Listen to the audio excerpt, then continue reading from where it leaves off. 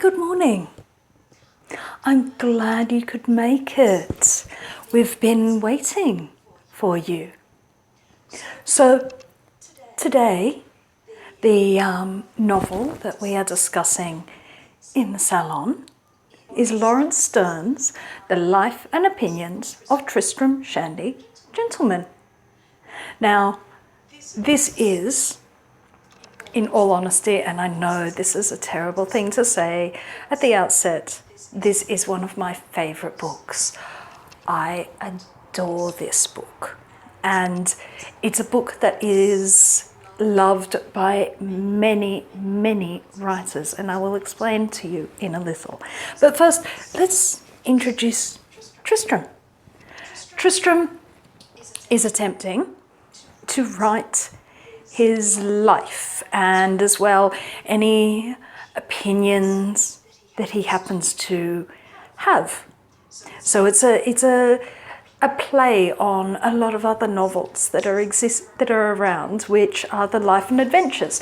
Tristram doesn't really have adventures. Tristram's health is too poor to have adventures, so he has opinions.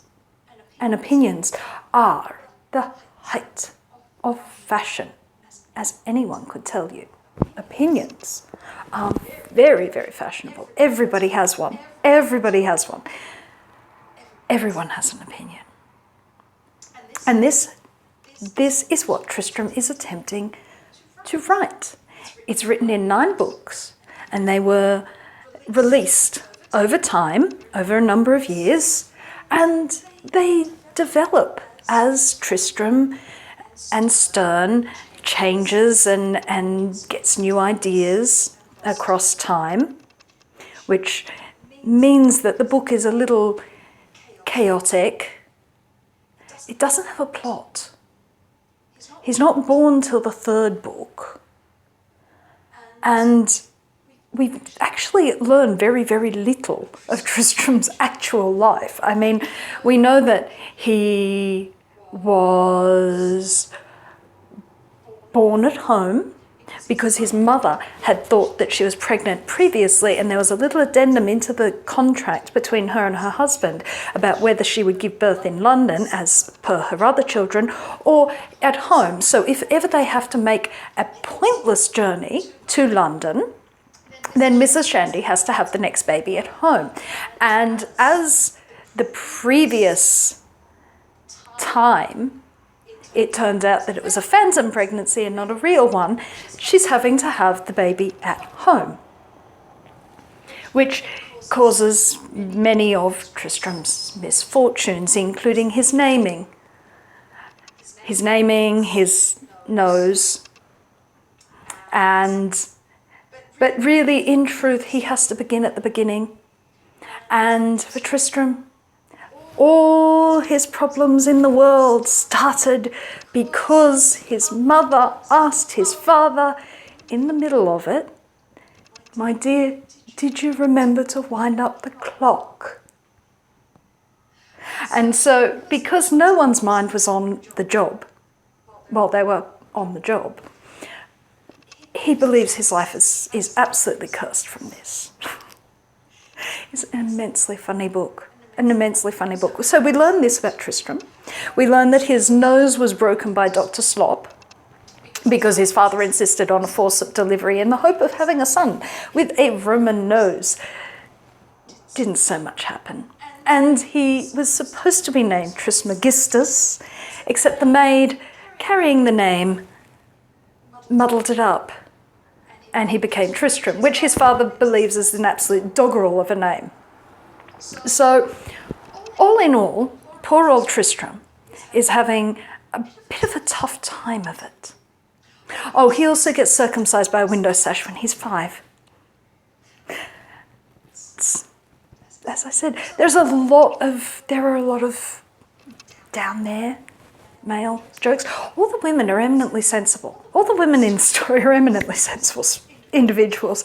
However, Tristram spends most of his time discussing, as he discovered, one cannot tell the story of one's life without dragging in all the members of Shandy Hall, which is all his family. No man is an island. Robinson Crusoe is wrong. No man is an island. Everyone drags in all their shambolic relatives, including Walter Shandy, who lives very much in his head. So much so that he's very unworldly, very doesn't really quite see the world in a very accurate manner. There is his brother, Sir Toby. Sir Toby is one of the most loved characters in the whole novel. Sir Toby is a soldier. Sir Toby was injured in the Battle of Namur, everyone inquires about his injury, and he always responds geographically rather than anatomically, which is what people intend for him to answer. He was injured in the groin, and no one is entirely certain whether or not Sir Toby is a full man. This becomes very important when a very wealthy widow would like to marry him, but she doesn't want to marry him if his equipment is not functional. So, that's the widow Wadman. But we see Sir Toby, I think part of the reason that Sir Toby is so beloved is that we see him through the eyes of the little boy, Tristram, who loves his uncle even after his manservant Trim took the lead weights out of the window and caused the sash to... Ouch. Stylistically, this is a most remarkable novel. Sterne uses devices that, although they were in practice during this period, many of them were used by other writers, only Sterne brings everything together and really challenges exactly how many tricks can you come up with and what are you allowed to do. So, for instance, there is the black page to represent the passing of Parson Yorick. There is a marbled page. There is a wonderful flourish in the middle of the page to indicate how a walking stick was flourished. There are asterisks to work out exactly what word might be placed in there. There is a lot of conversation with missing bits. Strange writing. There are many digressions, just as Fielding pops in and out of the novel. Tristram moves in and out and talks to the reader, talks to the critic, asks for, come at me, give me some more. It is a most remarkable novel. And then in the next installment, he will reply to that criticism. So it is a remarkable novel. It really stretches what you could possibly understand.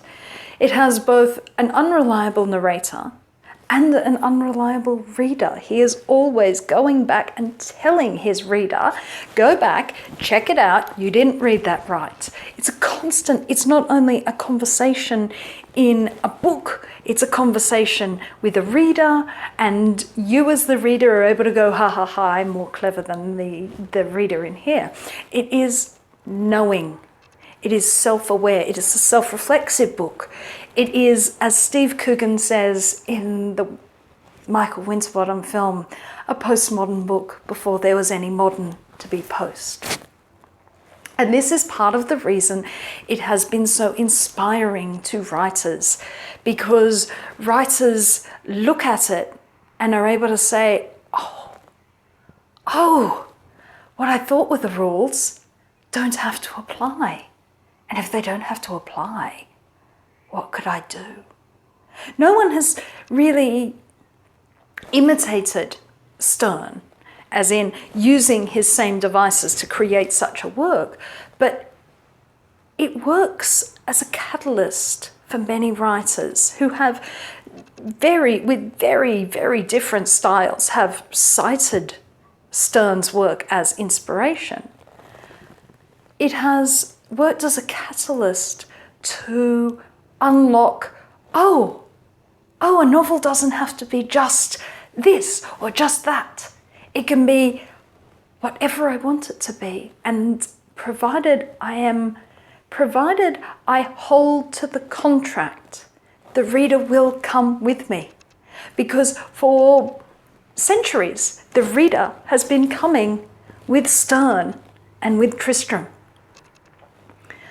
So, that's our first book for the salon, is The Life and Opinions of Tristram Shandy, Gentleman by Laurence Sterne.